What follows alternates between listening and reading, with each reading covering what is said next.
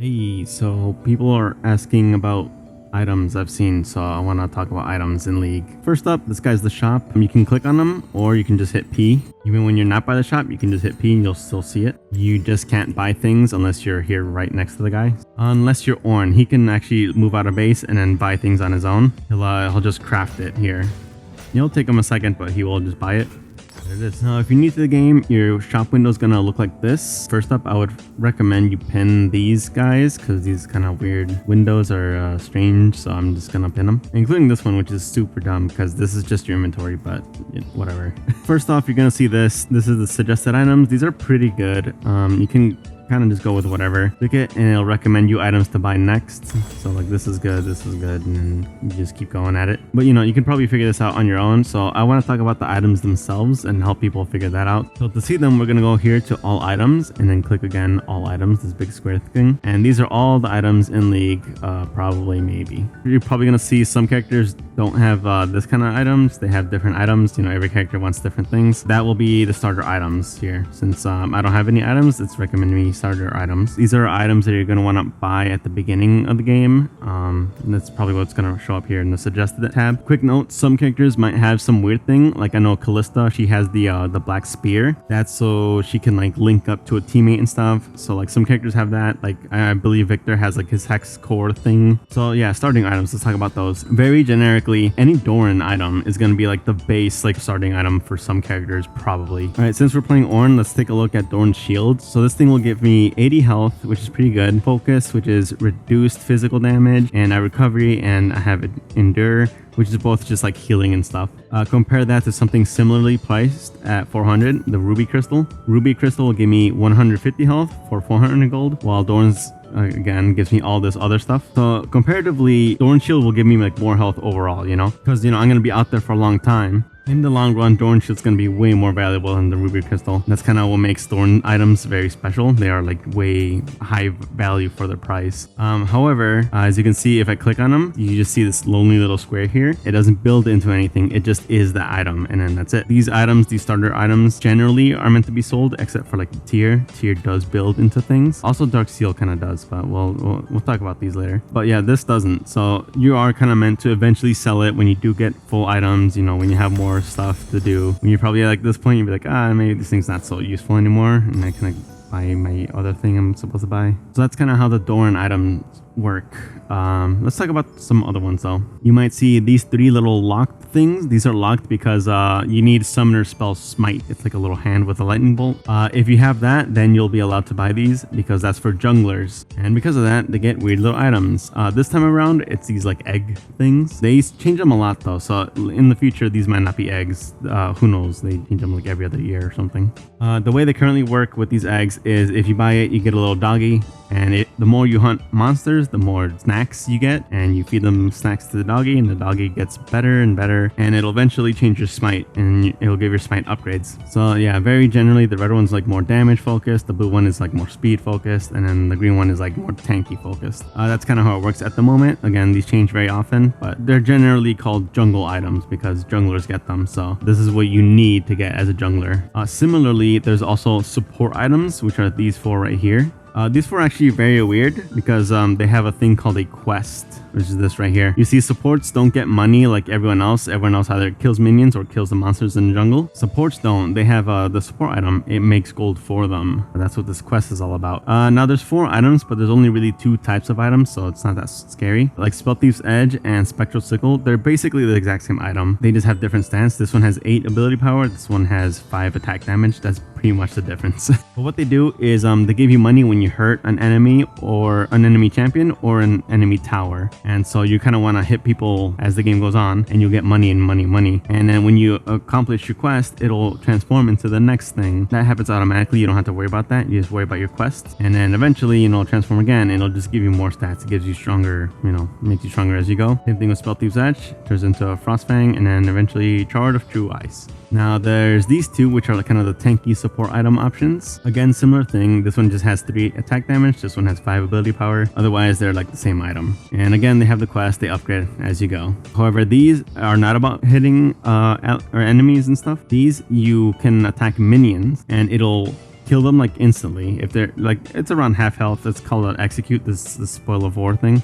You can execute a minion, which is like instantly kill them with an auto attack, and then you'll get the gold for the minion, but your teammate will also get the gold for the minion. So this is really good, especially when using a cannon. You just get like 2 cannons basically. So it's like really good for money. You just have to like keep using it, you know, and you have to be close to the minions, which kind of sucks. So you can't just like poke people. These are also really good early on to get you experience, because you can kill minions like really fast. So that gets you experience faster, get you level 2 faster, and then you can go ham. So that's nice. And so yeah, that's how you generate money with the support items, and that's why they need it, because they're not going to get gold otherwise, and you kind of need gold to be relevant. So yeah, get those if you're supportive, of course. This is really important to go over because someone like a Lux is a weird character. She's played mid and support at the moment. So support Lux would want to take this. However, mid lane Lux will probably want a Doran's Ring or maybe a Dark Seal. I don't know, but you know, more mage things instead of this, because this doesn't work on a solo person. You need like a teammate by you, which is what like support's all about. So there you go. Next, we're actually going to move on to the tabs up here. I'm not going to move on to this stuff just yet, because these are kind of weird. And these are a lot easier. Also, they let me explain this builds thing. So let's talk about the brown boot. Brown boot is a very simple item. It gives you move speed, makes you run a little bit faster. But what's special about it is all this. It says built into. So if I click on that, you can see this little pyramid scheme going on. If I click on different boots, you can see different boots. Some of them are a little simpler, you know, they're like straight up. Some of them have a little something next to them. So what's this all about? So this is what's called the build tree for an item. So essentially there's 2 kinds of items in the whole game. There is components and then there's actual items. What that means is these bottom pieces, these are the components. And then the top thing, that's the actual item. Those boots, it's not meant to be like a bot and then be like, oh cool, I have an item. No, you have like a piece of it. As you see, when I buy the boots, all these other boots get cheaper. That's because this boot is literally a piece of these. You are literally building into a thing. It's literally a part of this. So you see the boots have 25 move speed. Every boot above it is going to have at least that 25 move speed. They all have more, but you know, you're not going to lose stats from like upgrading an item, a component to an actual item like this. And generally, yeah, every character wants to buy a boot, unless you're Cassiopeia. Cassiopeia is a snake lady. She does not have feet. She does not buy boots. That's just her thing. So I'm playing Ornn here, so I'm going to buy my this and then my this. There we go. So these up here, these are a little weird. These are actually 2 types of items mixed in here. There are your trinkets and there's consumables up here. We're gonna first go over the consumables. So yeah, consumables are really easy to explain. A health potion is a consumable, meaning if I use it, it is consumed, it's used, and it's doing its thing. There are some weird ones. The refillable potion is literally like a potion. It's like a weaker version of the regular potion. However, I get 2 of them. I can use 1, I can use 2. As you see, it's still there actually. It doesn't go away like the health potion did, because when I come back to the base, I get both of them back. That's what makes it so special. It's refillable. The same thing is going on with the corrupting potion. That one just has 3, but yeah, they're still consumable. Same thing with the elixirs. These are, if you drink them, it gives you some kind of power up, but once you use it, it's gone. So that's a consumable. Same thing with this actually, control ward. I place it, it is there. I used it, it is consumed. Next, let's move on to these trinkets. These are special because they actually have their own little window. It's not like one of the item slots here. This has a special little window. Right now I have the stealth wards. These are actually different, so I'll talk about this one later, or I'll talk about that later. But yeah, stealth wards. They're wards that you see into the darkness. So if I'm over here, you can see how things lit up the moment I arrived. So I can't see what's going on in here. If I place the ward, I clicked here, I placed it, and I walk away, I will still be able to see because my ward is there. This is basically an eyeball on a stick, so I can see now. So if enemies come by here, I will see them too. So that's really nice. That's why wards are important. However, one thing you might notice about the ward I placed, it goes invisible. And so, you know, enemy wards do the same. That's where the next one, Oracle Lens, will come in. This thing is a red little sweeper thing. It's called sweeper. If it spots an enemy ward, it will highlight it, and then you can mess them up. You can just take it down.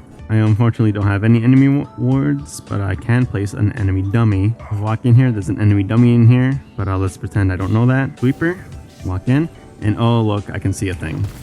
Same thing will happen with the ward. You just want to walk up to it and hit it. Not only will it let you see enemy wards like that, it also disables it so that these won't actually see you. That's more high level. You don't have to worry about that if you're a beginner. But yeah, this disables wards and it's really nice. If you're a support player, by the way, these support items, when they upgrade to the second version, you'll also get wards from them. So the instant that happens, you should by default switch to Oracle Lens because you already have wards from your support item. This is the choice option for supports basically after the early game. And last but not least, I kind of hate this thing, so it is kind of least.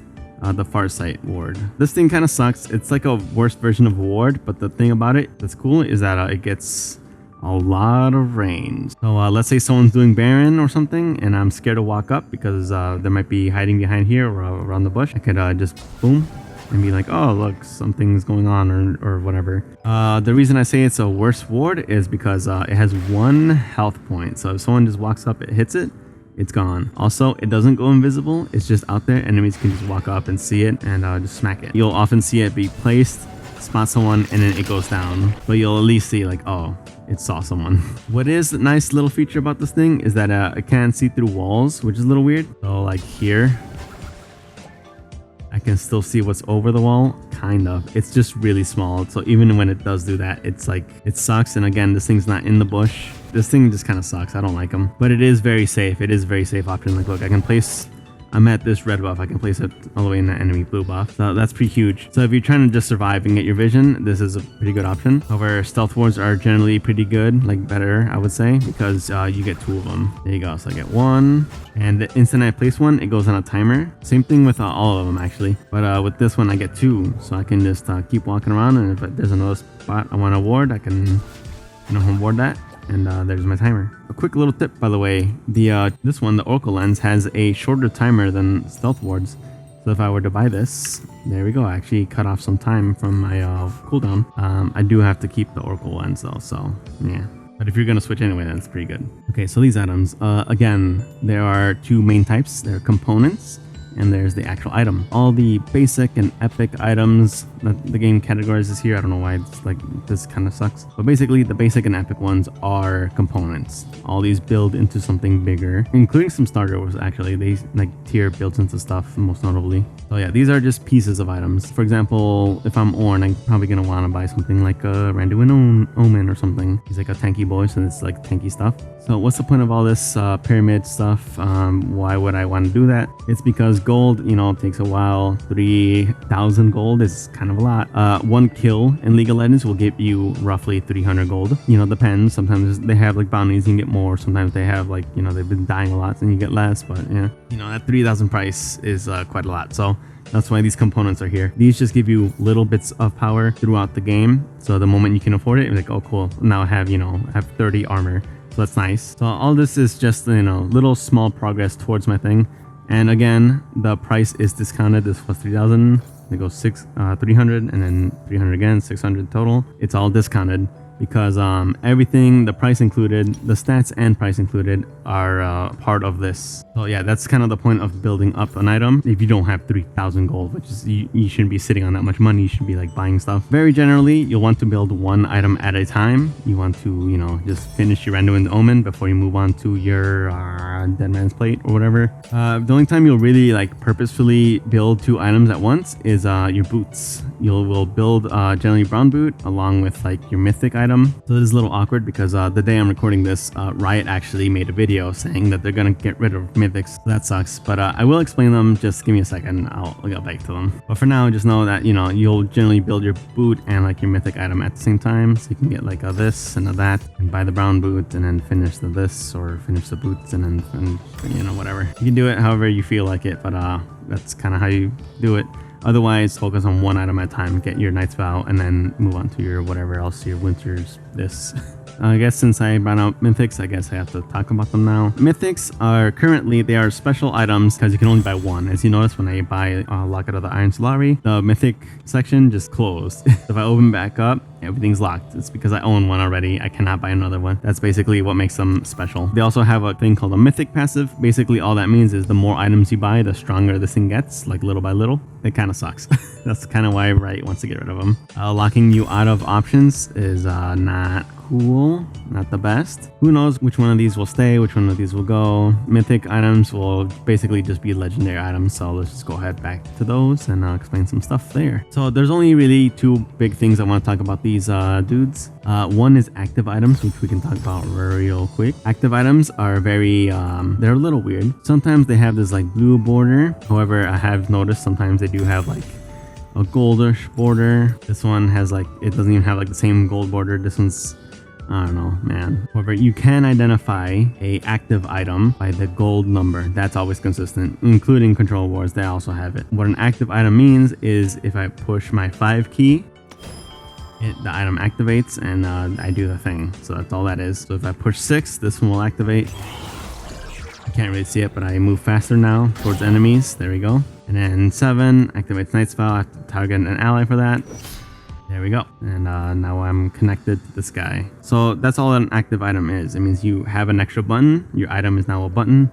Hit the button, do a thing. And what that thing is, it'll tell you. So it says active stasis for Zonian's hourglass. It says you become invulnerable and untargetable for 2.5 seconds. And you can't move, you can't do anything, but no one can hurt you. So it's cool to dodge stuff. Very nice. You just have to be careful because there is a cooldown on these guys. So if I do use it, I do gotta wait. Same with all active items. This one, even this one. This one's short because I'm just picking an ally, so it doesn't like do anything immediately. But you do gotta wait. If you're a beginner, it might be a little hard to keep track of these, especially if you're playing like a support character. It gets kind of a lot. You know, you might get like a Shirelia, Zeeks, and this Redemption, and then that's 3 extra buttons to keep track of, plus your support item, which, you know, hitting the button for the ward is like an extra button. So it's like, oh, this is, you know, I have 4 extra things plus my ward, my control ward. It's like, oh, I have like 5 items that are active items. So keeping track of this and this and this is a little weird, but you get used to it. Besides that, the other thing I want to talk about is this used to be a weird like thing. They really cleared it up, but they used to be called like unique stats or unique named stats. Nowadays they kind of are just all named, so I guess we'll just call them unique. Let's go ahead and call them unique. This is really easy to explain. So longsword, yeah, let me get rid of my items. So longsword, right? If I buy it, I have 10 AD. My AD is currently 93. My attack damage is 93. If I buy it, I did in fact get 10.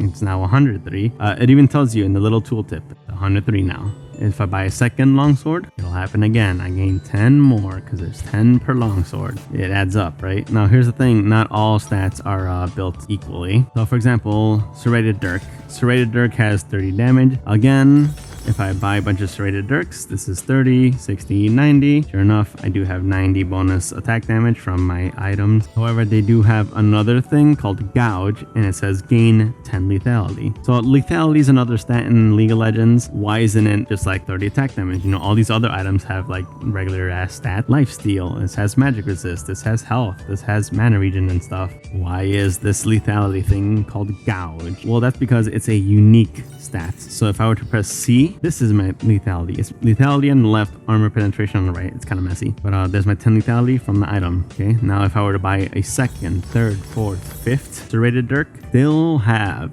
the 10 lethality. So how's that work, right? That's the uniqueness thing. The stat is unique to the item name. So this is the Serrated Dirk. Doesn't matter how many Serrated Dirks I have, I can only get 10 lethality from a item called Serrated Dirk. Since I have one, that's it. It cuts off right there. However, Serrated Dirk is a component item, so I can build it into a bunch of other crap. So if I were to say buy Umble Glaive just says 13 lethality straight up. So if I buy it, there it is. There's my 10 from Serrated Dirk, 13 with Umble Glaive. Together that's 23. So if I go ahead and keep upgrading all these Serrated Dirks, there we go. There's like my shit ton of lethality I'm supposed to have because, you know, they're all just like a regular stat. So that's the weird thing with like unique items, or I guess unique stats. Another example is this Tiamat. It is a component item. It has a thing called Cleave, basically, which means when I hurt something, it has this area of effect.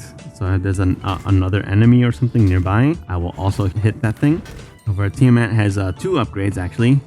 Ravenous Hydra will do a very similar thing. Right now it just hurts a bit more, does stuff like that. However, if I were to upgrade to Titanic Hydra, the cleave on this one is different. Titanic Hydra It's like a cone. It's not a full circle around me. So yeah, keep a lookout on these little unique stats. This one has Nimble. You know, if I were to buy this, Nimble gets replaced with Spectral Waltz if I buy Phantom Dancer. So you will want to keep track of the name itself. Like this one has Spellblade, you know, that one has Spellblade. Just because they have a similar effect doesn't mean that they have the same effect. For example, Zeke's Convergence and Knight's Vow, they both have an effect where they're active items I can link to a teammate, just like this. However, they are two different effects, as you can see by the little animation. Zeke's Convergence has Convergence, or the active is called Conduit. Knight's Vow has Pledge, and then the passive is Sacrifice. They both are different, even though they kind of look the same. It has this little effect. You kind of want to make like a distinction between the actual names themselves, just to make sure you have like two different things. But also you want to make sure in case you buy two of the same things. What I mean by that, well, let's where the fuck is this thing? Sheen. This item is really cool. It has a thing called Spellblade. Basically what it means is when I punch someone, I punch them. But if I hit a button, I now have Sheen. And when I punch someone, it deals like way more damage. At the 180, this does 90. So like doubles my attack because I hit a button. The actual effect that gives me that damaging effect is called Spellblade. Iceborne Gauntlets also has Spellblade. Essence Reaver also has Spellblade. Lichbane also has Spellblade. You know, they all have Spellblade. It's a little weird. However, you'll notice that they're all different. Essence Reaver, for example. Okay, so now I'm fairly low on mana. Let's see if I hit a button. I have Essence Reaver. I have Spellblade from Essence Reaver. If I auto attack, look at my mana. Went way up, right? I still did the more damage. It's a more damage because it's not Sheen, it's Essence Reaver. But this one gave me mana, so that's pretty cool. However, if I were to take that same item and upgrade it to Iceborne Gauntlet, I have the Spellblade effect from Iceborne Gauntlet and do it without attack. Check out my mana. Does not do anything. However, there's this new cool blue circle here. Spellblade from Iceborne Gauntlet is a little bit different. This one makes a slowing area, so enemies that are hit by it, they walk slower. So you're gonna want to keep track of that because if you have two things with the same unique stat, so these both have Spellblade, I will trigger both. Well, only one of them really actually gets triggered. 185. So I'm doing 185 with the Iceborne Gauntlet. By Iceborne Gauntlet and Sheen, technically you would think because I have two of these it'll be more, but it's still the 185. That's because it's only using one Spellblade effect, and it's gonna be the big one, you know. So now I have two finished items and I use Spellblade effect from both of them. I do get both. If you saw, they actually both go on cooldown. So component items, whatever it's in their text, gets eaten up by the bigger item. So the Sheen is kind of negated. These two, I guess they kind of tie in like superiority. So those, you know, they're allowed to be used at the same time. And yeah, I think that's all I really wanted to talk about. I'm not gonna go through every stat in the game. All things are kind of color based. So yeah, just pay attention to the colors and just like read items, you know, that's pretty simple to do. You will learn a lot just by reading them. Yeah, so that's basics of items, I guess. Again, the mythic thing, the one like where you can only buy one, that's gonna go away like next year-ish. So don't worry too much about that. Actually, wait, there is one more thing. I forgot to talk about item sets. So let's go do that right now.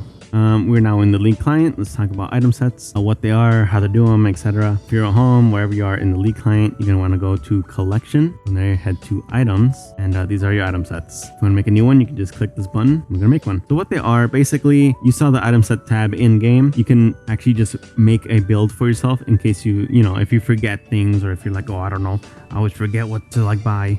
You can go over here and just manually drag and drop stuff that you want to buy. For example, you know, let's say if I'm gonna play like my main is Soraka. First, let's do the starting items, I guess. You want this, you want that, and eventually you're gonna want this. Actually, I'm gonna go ahead and change that out to this one. Get rid of this one. Where's her support item? There it is. There.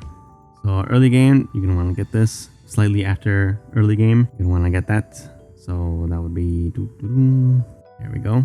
So this is kind of Soraka's early game. After this, this one things are gonna get crazy. Things are gonna really expand. Sometimes you're gonna want that. Sometimes you're gonna want this or that or this. But I'm like, oh, which one should I get? I don't know. I never know when to get it. You know, you can customize them. So I can rename this. Let's say game start. Give myself little instructions here. This is early. After the early game, your builds are really gonna branch out. So I can say, you know, if I want to be aggressive, these are my options. But this, I could say this is more like defensive. So yeah, you can just go ahead and build this, call it whatever you want. give yourself like a tree, give yourself options. You know, you can look things up over here. So that's easy if you don't know all the items, or you can just search them up here. Yeah, so these are item sets. You can also change them so only be Summoner's Rift or only be ARAM, or you can do both. And if you click this, you can pick what champion it's for. So if I want Bard, I can search up Soraka. Maybe like, oh, you know, maybe not Bard, but maybe this could work like for Lulu. You know, so this is like Soraka and Lulu. Soraka and more. This kind of build will work for them generally. So yeah, you could do something like that. So yeah, obviously I've done that quite a bit. I've done it for like a ton of champs. I have like just generic builds. You know, I have my meme builds as well. I forgot to bring this up, but the in-game recommendeds they're okay. They're pretty good. They've gotten better. Generally, I would recommend you use a website, something like u.gg or op.gg. They will give you like the item builds that people are using at this current patch. So the next patch comes in, it will update and you can keep up to date. Basically, that's items in League of Legends. That's all I really had to worry about. I hope it helped. If it did, leave a like, maybe subscribe. I do these things every once in a while, I guess. All right. Bye-bye.